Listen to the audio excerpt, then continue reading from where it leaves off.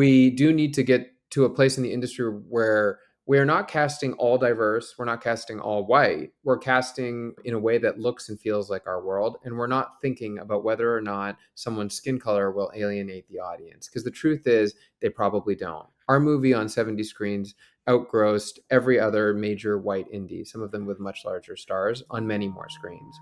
And the fact that it's not only contains a lot of Indians, but literally has Indian in its title, was not an apparent objective to people coming to the box office.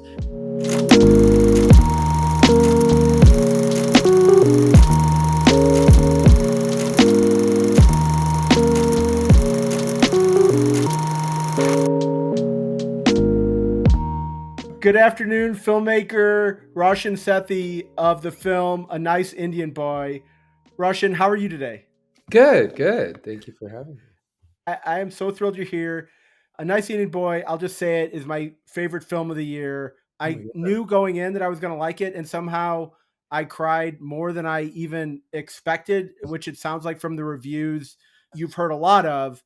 So I can't imagine that you knew going in you'd have this kind of response to the film, unless you want to add to your job titles like doctor, filmmaker, and then film executive.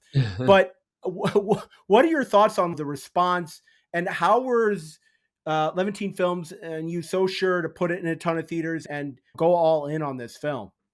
Yeah, where nobody's ever sure of the response. We'd always had really good screenings, like test screenings and the festival audiences, because we premiered originally at South by a year before it emerged in theaters, and then went to a string of other festivals. So we'd screened the movie probably 8 or 9 times by the time that it actually came out in theaters, and the reception had always been very sweet and loving. But critically, it can be very different. Audience reactions are often quite different from critical reactions, and the movie is obviously extremely earnest and tender and sincere. Right. And there's always a risk of that feeling schmaltzy or sentimental or corny to critics who are looking for specific kinds of things in independent films. They're looking for more of an art house experience, where this is more of a populist experience. So I didn't know exactly how that would go over, but I was relieved that the audience and critical reaction was both positive. The number of theaters is really interesting because basically we premiered the movie at South by and then had a lot of trouble finding a theatrical distributor. And at the end of the day, after a Interesting. very hard search where almost every studio that you're aware of has passed on the movie, we ended up getting offers from what are somewhat pejoratively known as bottom feeder distributors, places that are willing to put the movie out in theaters, but own the movie and don't put much marketing behind it. And the Right. theatrical release is almost an act of politeness rather than an actual release.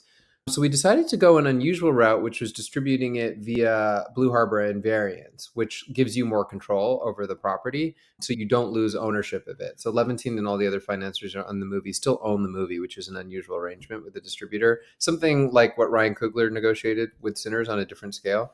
But we ended up designing the whole marketing campaign on our own. So that trailer was independently cut via a company that we hired to do it. Everything that you see on social media has been personally designed by the people involved in the making of the movie. So we didn't do any paper buys, meaning there are no billboards or bus stops or magazine ads. We did only digital. So we released it in a very unusual way. The one thing you don't have control over is which theaters will actually book the movie. Not a given that they will just book any movie that is being released. They want to book movies that will bring audiences. So they're often very resistant to independent films because they don't want to play those niche movies to empty audiences. So initially only about 70 theaters were willing to book us out of the thousands of theaters in America, literally only 70.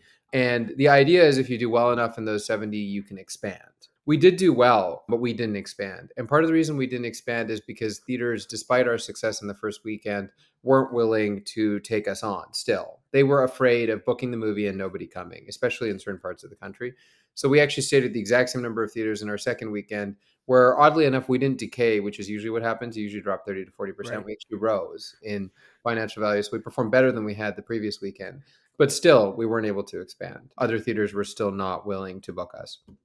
So we're now approaching our fourth weekend, and we've made more money in 70 screens than I think anyone has in a really long time. But you can only make so much money in 70 screenings with 2 or 3 Right. show times a week. So we've financially way overperformed what expectations were for our small movie released in a small number of theaters, but we're nowhere near what we would have made if we had been released in 1,000 to 2,000 screens.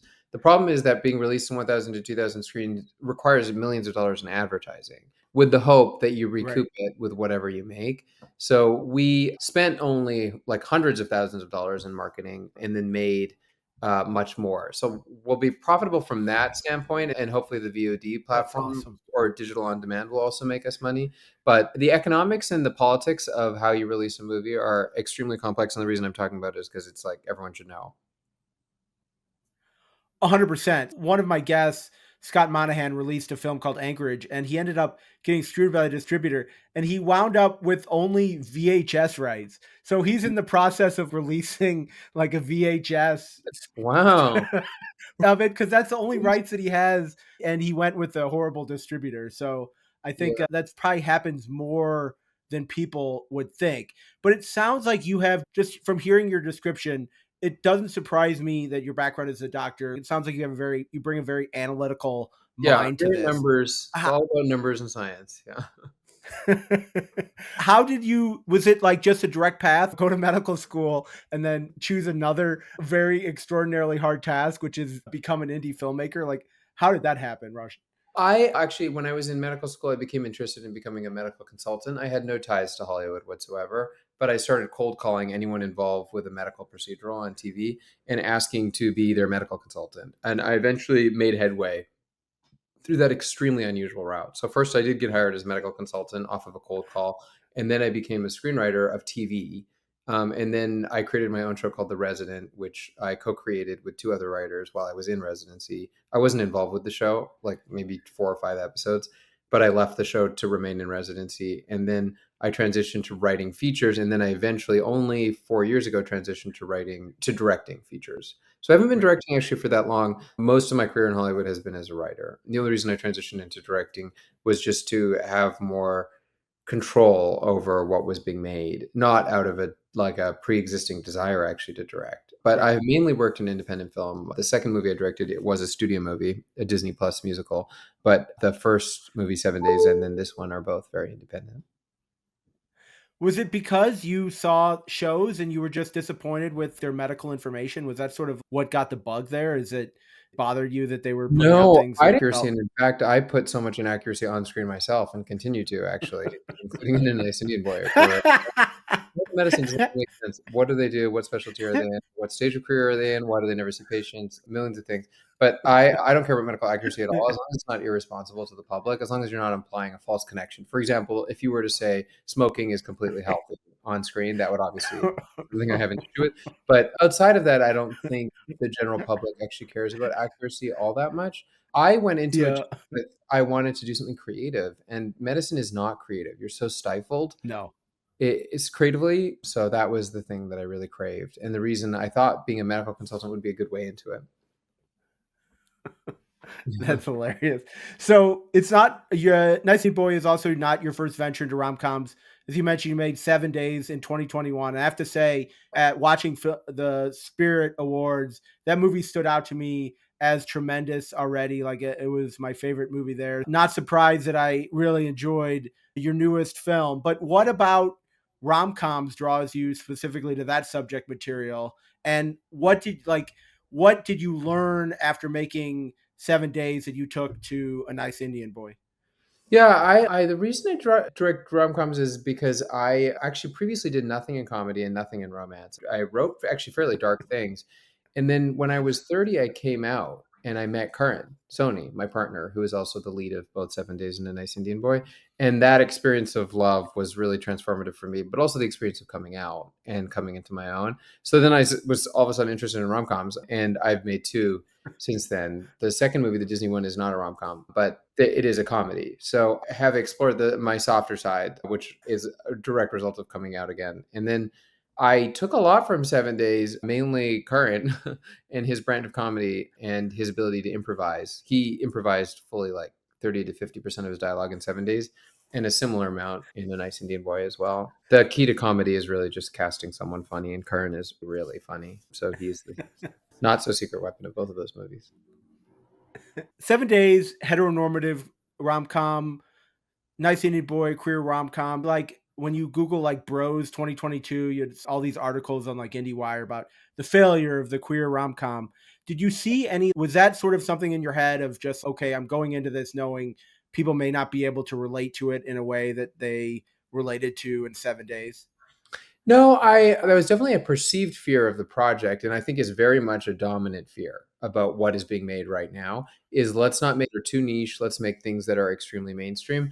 The problem with that line of thinking is that the most niche things are sometimes the most mainstream things, that we're very interested in specific particular experiences that are unlike ours. For example, Red, White, and Royal Blue is a Exactly. gay movie on Amazon that was very popular. It was a huge hit for Amazon, a streaming movie, not a theatrical movie. Fully 70% of its audience is straight women. And you wouldn't expect that. You would think the people watching it are gay men. But the same is actually true of our movie. 70% of our engagement online comes from women, and they tend to be women who are between 18 and 34. They're young women. So none of that would be what you would predict on paper for a project like this one, especially because fully half the cast is of a different generation. And if anything, we thought it would skew older, that we didn't think, we would have imagined that it would have been mainly gay men watching, or that they would be Indian, but none of those rules have applied. I've seen theaters that are entirely full of white people. So I think we're always wrong in what we think is the audience of a movie. We're almost always wrong, even for big features. And the really beautiful truth that it reveals is that we're all really interested in each other's lives and experiences more than you would, I think, from watching online discourse. But yeah, it has been in no way an obstacle to its audience. The other thing that I think people forget is that niche minoritized audiences are often very galvanizable in terms of bringing them to the box office, because there's now to go see a movie. It sounds like you're a film lover, so you're going to see movies in theaters. The average person doesn't feel any urgency to see a movie in theaters. And it's one thing to move it with marketing, but it's quite another to convince them that they have to go see it this weekend. Sinners, for example, depends on you wanting to be part of a perceived public conversation. Like, see it so we can all talk about it. There's a quality to that movie that people leave it and say to each other, "What did you think of it? Have you seen Sinners?" But outside of that urgency, which is created by the project and partly by the marketing, it's very hard to get people to go. However, when you're an audience that doesn't have much of you on screen, then you're more likely to go, because you're like, this is happening. Indians coming out, and I'm going to gaze. They're actually, you're getting more people actively interested in going to the theater than you might otherwise. So all these things are so insanely complex. There are so many Right. variables. And as a scientist, I can appreciate that when there become that many variables, our ability to model or predict just breaks down, because it's very hard. But I would say most people in Hollywood aren't scientists, and they're not looking at things as analytically as I'm describing it to you. They're more like, who's going to watch that? And that's where the thinking stops. But that's unfortunately not very intelligent. How do you think a conversation with you and somebody who wrote an algo at a streamer would go? Do you feel like they can figure that out? Because I'm sure if you talk with somebody at one of the big streamers, they're like, we trust our algorithm. And what you basically said was, no, I don't. I don't think you have it. I don't think you can put it down into a science. Is that sort of a Well, fair way to I describe think your argument as part of you that? you can if the methods are good enough. So basically, like in science, I did research for many years. When you're trying to ask a question, you have to account for all the confounding variables, and you have to get as much data as possible, and you have to gather a lot of it so that you can rule out statistical noise and identify statistical signal. So designing an experiment is the key to the experiment being successful. We often in medicine will look through huge databases in order to discern real or not real threads. So the fact that streamers have access to so much information about gender, sexuality, race, content, the perceived qualities of that content, they can draw meaningful information from that, and they can feed it into an algorithm that makes use of that meaningful information. It just depends on the science being good enough. And I have no idea what their methods are. It's all proprietary, how they gather data and what they do with the data. Netflix doesn't even release demographic information. We don't know of their audience, for example, is white or not white. Basic things that theatrical releases do release. But basically, if I have no idea who's doing the analyzing, but if it's good enough, then yes, they must know meaningful things that I would be very interested to know and to look at that data. I found that Hollywood's relationship with data is often very fuzzy. We do test screenings, for example, all the time, but they never analyze the results of the test screening with even the most rudimentary statistical techniques. So they're often drawing conclusions that are not technically statistically true, because the thing you're always fighting with data is noise. All of what I'm saying to you is so extremely boring to anyone in Hollywood that it's pointless for me to say it. But I think it shows why you've been so successful with this is that you've really thought a lot about it, and you're going into it armed with the knowledge of, okay, I'm bringing all of my past history to this problem. Let's see how I can solve it. So I'm interested to talk with you about the casting and directing in any specific whether it's queer, an Indian, veteran, anything like a group, I think the group tends to look at it as you need to be a member of our group to be like to be a part of it. And for an actor, like that sort of gets away from the point of acting, right? If it was just me being like a middle-aged white dude, then I'm not acting, I'm just being myself. Yeah. So how do you go about, what are your thoughts on like that part of it, of going into niches as a particular niche, and where does it, what kind of guideposts do you have of, okay, that's good, or when you maybe shouldn't take that leap of faith if you aren't part of that whatever particular group? Yeah, I think it's so complicated and project specific. So, for example, if the character is someone who happens to be incidentally gay, but that's not really the foundation of the plot or critical Right. to its point, then I don't think it matters who plays that person. I also think the same is true if the person, if a straight actor who's not very well known is playing gay, because that's not like they're taking a job away from someone because they themselves don't have a job. So Right. that all those things are exceptions, but Hollywood's history. In general, the people who often gay roles are used to launch stars. So Timothée Right. Chalamet became famous from Call Me by Your Name. What if a real white twink had played that role and become famous instead? So, him playing gay in what is clearly an awards push is critical to the foundation of his career and was a role given to someone who's not actually gay. If you are phenotypically gay, meaning you have what is perceived as a gay voice or just characteristics that make it hard for you to play straight, then remember Right. it's much harder for you to get work because how you fit into. And all the kinds of workman-like roles, the guest stars, the co-stars, playing a police officer on a procedural, all those are things that your sexuality will directly affect you from booking. So obviously there should be some accommodation made for that. If someone is actually gay in a movie, you would hope that the gay actor would finally have a shot, having been Right. precluded from other roles simply because of them being gay. And then That's the final thing is just like you look at things like, for example, there's a gay movie coming out, I think at Cannes this year called The History of Sound or something like that with Josh O'Connor and yeah. Paul Mescal, neither of whom are gay, both of whom have historically played gay and become famous actually from playing gay. Josh O'Connor originated not in the Netflix series, but in God's Own Country playing gay. Paul Mescal has played gay so many times I can't remember when he was straight actually, but he's done it a lot. And they love doing it in part because they love the awards pedigree of those roles and it for social clout and because it doesn't actually hurt them. Then you begin to have questions Right. about the intentions behind all of this. Nicholas Galitzine became famous playing gay. He's in Red, White, and Royal Blue. He came out as straight in what felt like a very harrowing interview, just as he was cast in He-Man when he was past the point of needing gay roles to be prominent. So all of this, you can't blame him. It's so hard out there for an actor. It's so insanely Right. difficult gain purchase, do what you have to do. But you can't help but wonder about all of the complex politics that are surrounding it, like in those cases. That's such a fucking brilliant answer. I just am just the thoughtfulness that you bring to a lot of these questions is really unique, I think, and it really sets you apart in the filmmaking community. And I really think it makes it, when you drill down to A Nice Indian Boy, that's what makes it such a great film. I fully expected it to be written and directed by you, but it was from a play. So, Yeah. what kind of adaptations did you make, and like, how did you find out about the play, and what kind of changes like came from when you're watching the film versus if you watch the play? Levantine optioned the play, and then Eric Randall, a screenwriter, wrote the adaptation of the play, which is by Madhuri Shaker.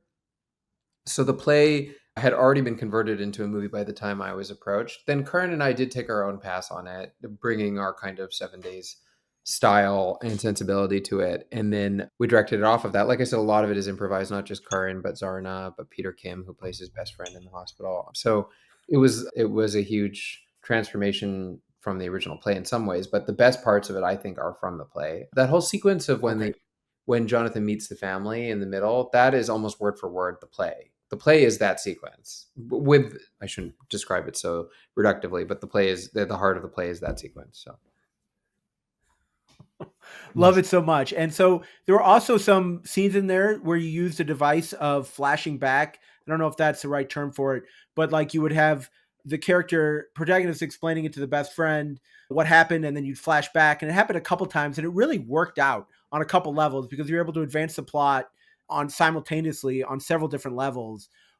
How did you come up with that tool as part of the film? Yeah, I don't know how much reality TV you watch, but reality TV has a conceit that action unfolds on screen and it's intercut with confessionals, where the character describes what's happening on screen as if it's happening in present tense. A character will say something snipey to one other Right. character, and then they'll cut to a confessional and she'll say, "She's crazy." And then it'll go back to the scene. And you accept that format like that. You just go into it. And the fact that they are in actually a very forceful way speaking in present tense, even though it was obviously filmed at a different time, is it's just so fascinating to me. It's like a completely new art form, like to be able to process life that way. And that first date, which goes back and forth between him describing it in very cold and cynical ways and him enjoying it in a more romantic way, was meant to be like that format because I just find it so interesting, appealing in its own way. So that's why they're so fast and why they move so quickly. But if you ever watch reality TV again, you'll notice it's actually doing something very daring in its structure. That's not the way that we cut anything except for reality TV. So brilliant. Was there anything that I've missed, Russian, that you brought to this that you would love to highlight that like just you wouldn't see in a normal indie film? Because maybe I missed it, but like that thought process regarding that is just incredible. Was there like some other scene Oh that no, I should be highlighting? no, all I would say is just what I've learned in terms of lessons, which is these movies, which are sweet and made with a lot of love and often very well received by audiences, really struggle to achieve theatrical profitability now. And as a result, they're Yeah. being made, they're going to festivals, they're not selling. And when they are released, usually by more obscure distributors, they're not making money theatrically. So the question has become, do we make these kinds of movies simply because they're art? Are we like funding them the way the Medici's funded the Renaissance? Or is there a way to monetize these movies? I think, and that's a question I don't have an answer to, but just identifying that we are part of a growing trend of movies which are not succeeding from a profitability standpoint, despite their obvious merit. And what has happened that it's become that way? The things that it leads me to are whether or not we need to own the means of distribution to a greater extent than we have before, whether or not we can trust the studio to accurately sell these movies, and whether or not we even need Hollywood as it conventionally exists for this class of movie, under 10 million and motivated by human interest. And then the second thing I'll say is just the thing that I always say, which is just taking a broader look at diversity in general, because Hollywood has retreated a lot from diverse casting. It's afraid of alienating middle America and its international audience, because the perceived disadvantage of a diverse cast is that you won't make money abroad, because they're more racist in Europe. And that's been disproven so many times that it's obviously not about disproving what is essentially people's gut instincts. But many movies with all black casts have made money in Europe, from Hidden Figures to Nope and Get Out, and all of those movies. They're not just genre. And it's behind a lot of the current debate about Sinners. But we do need to get to a place in the industry where we're not casting all diverse, we're not casting all white, we're casting in a way that looks and feels like our world, and we're not thinking about whether or not someone's skin color will alienate the audience, because the truth is they probably don't. Our movie on 70 screens outgrossed every other major white indie, some of them with much larger stars, on many more screens. And the fact that it's not only contains a lot of Indians, but literally has Indian in its title, was not an apparent objective to people coming to the box office.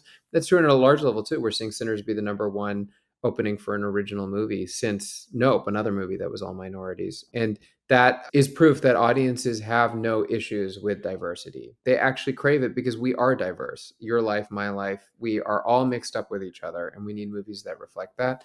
But the trend is in the opposite direction. And so the problem is not the creators who are creating very diverse content that's often very good. It's not the audiences who crave diverse content. It's the people who are in the middle, which is film executives and the apparatus of the system.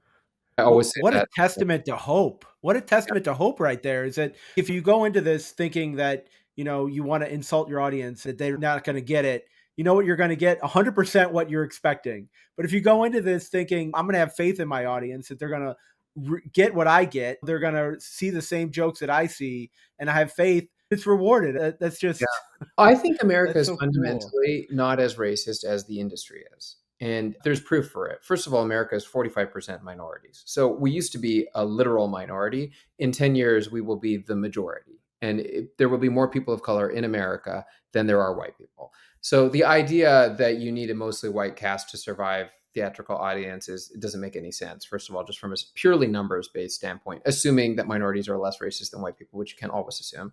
And then the second thing is that domestic audiences are now majority minority. So even though minorities are only 45% of the population at large, they're about 60 to 70% of domestic audiences because white people have stopped going to the theaters as often. Maybe because they've mainly moved to streaming or on demand, nobody knows. That's less true internationally, but even internationally, some of the biggest markets for big blockbusters like Deadpool and Wolverine, for example, from last year are Mexico and Brazil, followed by the UK, which is more diverse even than America. The idea that audiences are going to be alienated by diversity is a really silly idea, and it's based on racism within the industry, not within America. It's more progressive than that. So brilliant. So great segue to the fact that you're helping the next generation. You're a mentor for the Indian Film Festival of Los Angeles. And obviously, the success of your films, by definition, helps you provide a pathway for filmmakers. But what kind of advice are you giving those filmmakers when you're mentoring them coming up?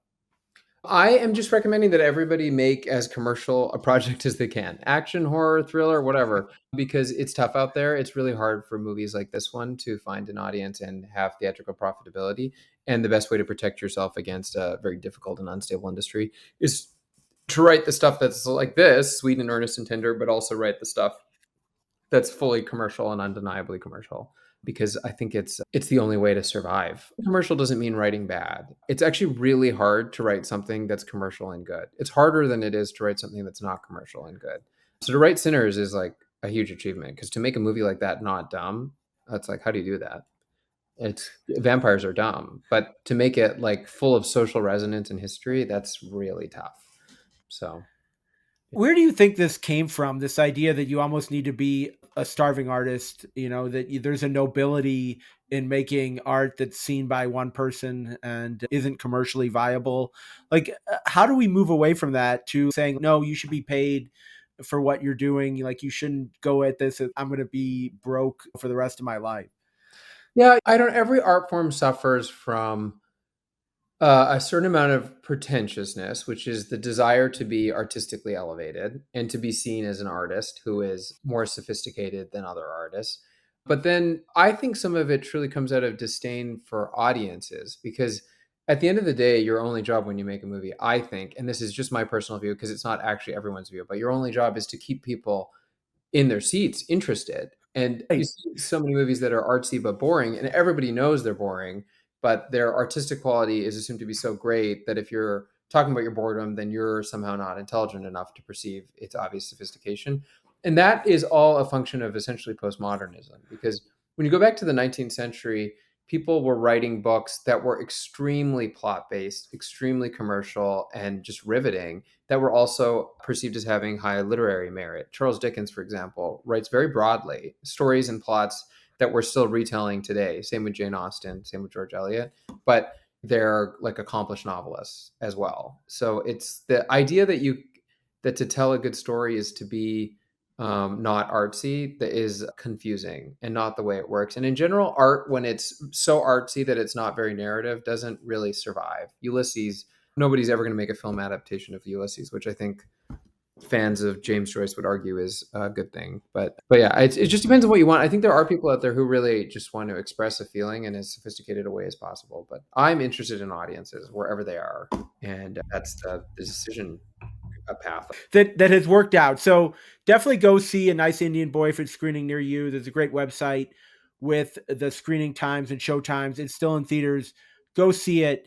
Is there any other project that you'd want to highlight that you have coming up So that you'd want people to know about? you can rent A Nice Indian Boy on demand, which means Apple or Amazon or iTunes or Okay. whatever, on May 6th. And you can rent or buy it, and Okay. it'll be cheaper than it was in theaters. And that won't require you to live near one of the 70 screens. Anyone can see it. Okay. So we're hoping that people do Perfect. that because it will help the movie get out there. And it's available for pre-order on Apple. I had a guest explain to me that once it hits like 200 pre-orders, that the film goes up in the algorithm Yeah, it for. becomes available for pre-order on April 29th. It helps us with the algorithm of being rented and people buying it on Amazon and Apple iTunes. But basically, whenever you can, look for the movie. to rent and buy on demand digital wherever you digitally rent movies. And your thought process is of having going straight from theaters to streaming a couple days, weeks. It could still be in theaters when it's Yeah. streaming. What's the thought process there? We actually went for 4 weeks theatrical, so it's a very long window for these days. Nobody's Okay, going 4 week exclusive theatrical, but the thought process is ever evolving and changing. I'm sure you saw that at CinemaCon, the exhibitors are really pushing for a return to an exclusive 45-day theatrical window, so that movies have come exactly. word of mouth. It's very interesting to look back at Anora and see how it really did not begin to take off financially until the end of that window. So I think we should be doing longer windows. This movie, when it's playing on only 70 screens, it can only go so far in an exclusive theatrical Right. engagement. It does need to go to VOD sooner or later, probably sooner than for other movies. Yeah, it was frustrating for me. I spent Easter in Phoenix and I was like, all right, I'm gonna go see the film in Phoenix. Yeah. And for whatever reason, I don't know what it is about Phoenix. It wasn't in Phoenix. I was like, Yeah, it I was started in frustrated 5 by that. cinemas in Phoenix, and then they all dumped us after the first weekend. So that's the hard thing is accessibility for these movies because, yeah, it's such a tough and frustrating thing. It's crazy. It almost feels like you're a politician at this point of like your precincts of back in Congressional District 2 in New York. Yeah. It did. I think that's actually how we have to start thinking about independent film is which is there is like a small and devoted contingent of people who want to see independent films, often in art house theaters. And they often do it because they want to feel like they're part of a community of people who love movies, not like Minecrafter, but movies.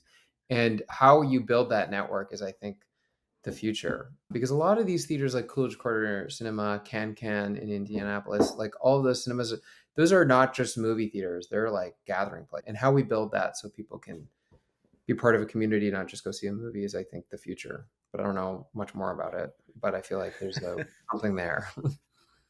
Yeah. Completely agree. So I like to conclude the podcast by asking guests if there's an indie film or filmmaker that you wish more people knew about. It's so hard to, as you mentioned, to get projects done. So if you have somebody out there that, hey, I love them, and you talk to your friends about their films, who might that be? I was a big fan of the movie that came out last year called Girls Will Be Girls, Chalati, and she's an Indian filmmaker. The movie is entirely in English, and it's really good. It is 100% on Rotten Tomatoes, verified, and I didn't feel like it got as much attention last year as it deserved to. Perfect answer. Yeah. Roshan Sethi, this has been so fantastic. Go see A Nice Indian Boy streaming. It is my favorite film of the year. I think you'll love it. I was crying at least twice. And then you went with the ending. Like it felt, okay, it's wrapping up. And then it hits you with this dance number that it got me crying again. I was like, man, I'm so glad, this and guy's killing me. it was a pleasure to be on this podcast. Thank you for reaching out.